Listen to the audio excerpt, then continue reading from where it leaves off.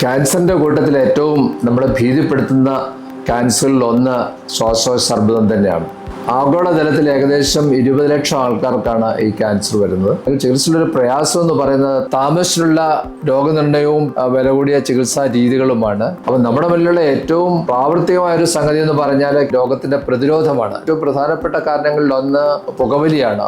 അതുപോലെ തന്നെയാണ് passive smoking. ഓഫീസിലായാലും ശരി, വീട്ടിലായാലും ശരി, മറ്റ് വർക്ക് പ്ലേസിലൊക്കെ തന്നെ പുകവലിക്കുന്നുണ്ടെങ്കിൽ അടുത്തിരിക്കുന്നവർക്കും പുകവലിക്കുന്ന ആളിനെ പോലെയുള്ള ദൂഷ്യങ്ങൾ അല്ലെങ്കിൽ ലങ് ക്യാൻസർ വരാനുള്ള സാധ്യത വളരെ കൂടുതലാണ്. പിന്നെ മറ്റൊന്നാണ് വായു മലിനീകരണം. പിന്നെ വ്യവസായങ്ങളിൽ വർക്ക് ചെയ്യുന്ന ആൾക്കാർ, അതായത് ഇപ്പോൾ ഉദാഹരണത്തിന് പറഞ്ഞാൽ ആസ്ബസ്റ്റോസ് വ്യവസായമായിട്ട് ബന്ധപ്പെട്ട അതിൽ വർക്ക് ചെയ്യുന്ന ആൾക്കാർക്കും ശ്വാസകോശാർബുദം വരുമെന്ന് തെളിയിക്കപ്പെട്ടിട്ടുണ്ട്.